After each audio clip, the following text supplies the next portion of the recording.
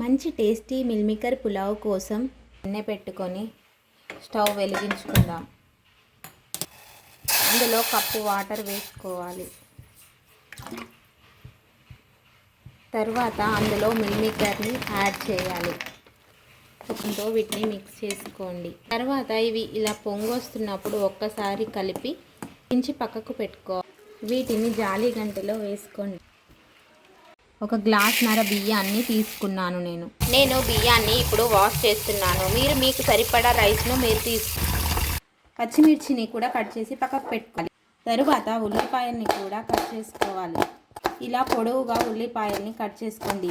తర్వాత టమాటోను కూడా ఇలా పొడవుగా ముక్కలుగా కట్ చేసుకోండి. ఇలా టమాటోలన్నిటిని పొడవుగా కట్ చేసుకున్న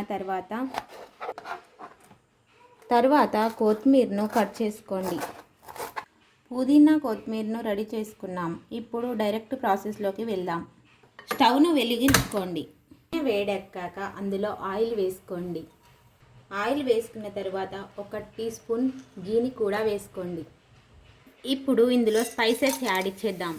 ఇవి చెక్క, లవంగ, బిర్యానీ ఆకు, 4 ఇలాచీలు, పువ్వు వేసుకున్న తర్వాత ఇందులో కొంచెం షాజీరా వేయాలి. అవి చిటపటమన్న అన్ని సౌండ్ వచ్చినప్పుడు ఇందులోనే పచ్చిమిర్చి, ఆనియన్ కూడా యాడ్ చేయాలి. ఇది మంచిగా వేగనివ్వాలి. వేగుతున్నప్పుడు మంచి అరోమా బయటకి వస్తుంది. అరోమా బయటకు వచ్చే సమయంలో ఇస్ట్ వేయండి. అల్లం వెల్లుల్లి పేస్ట్ వేగుతున్నప్పుడు ఇందులోనే పసుపును కూడా యాడ్ చేయండి. అవి అన్నీ వేగిన తర్వాత ఇందులో టమాటోని యాడ్ చేద్దాం. టమాటోలు వేసిన తర్వాత టమాటోల్ని మగ్గేంతసేపు కొంచెం అటు ఇటు కలుపుతూ వేయించుకోండి. మంచి ఫ్లేవర్ మంచిగా టమాటో మెత్తబడేదాకా కొంచెం ఉడికించుకోవాలి. టమాటోస్ ఇలా పూర్తిగా మెత్తబడిన తర్వాత ఇప్పుడు ఇందులో మనం కారం, ఉప్పు, మసాలాని కలుపుదాం. వేసిన తర్వాత ఒకసారి మంచిగా కలపండి. ఇప్పుడు ఉప్పు, కారం, మసాలా అన్నీ వేగిన తర్వాత ఇందులో కొంచెం వాటర్ వేయండి. ఇలా వాటర్ వేసి ఒకసారి మిక్స్ చేసిన తర్వాత కొద్దిగా సేపు దాన్ని వదిలేయండి. అంతలోపు మనం పెరుగుని బీట్ చేసుకుందాం. బీట్ చేసుకున్న తర్వాత ఇప్పుడు ఇందులో మిల్ మేకర్ని యాడ్ చేద్దాం. ఇప్పుడు ఆ వాటర్లో మిల్ మేకర్ మొత్తం మంచిగా ఫ్రై అవుతుంది. వాటర్ని అబ్జర్వ్ చేసుకొని ముక్క టేస్టీగా మారుతుంది. ఇప్పుడు ఇందులోనే కొంచెం హోమ్ మేడ్ గరం మసాలా వేసుకోండి. వేసుకున్న తర్వాత మంచిగా దీన్ని కలుపుకోండి.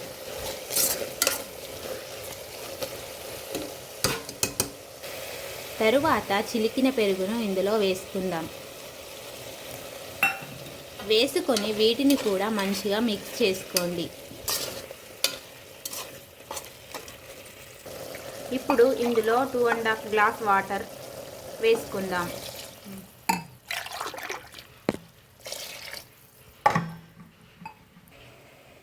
Two and half glass water add చేసిన తర్వాత ఇందులోనే మనం ముందుగా తీసుకున్న పుదీనా కొత్తిమీరను కూడా వేయాలి. వీటిని ఒకసారి మంచిగా మిక్స్ చేసుకోండి. నేను ఇక్కడ బాస్మతి రైస్ను వాడుతున్నాను. మీరు కావాలంటే సోనా మసూరి రైస్ను కూడా వాడచ్చు. ఇప్పుడు ఈ రైస్ను ఇందులో వేసుకుందాం. వేసుకున్న తర్వాత మంచిగా రైస్ను కలుపుకోండి. ఇప్పుడు మూత పెట్టుకోండి. మూత పెట్టి 2 విజిల్స్ వచ్చే వరకు వేచి ఉండండి.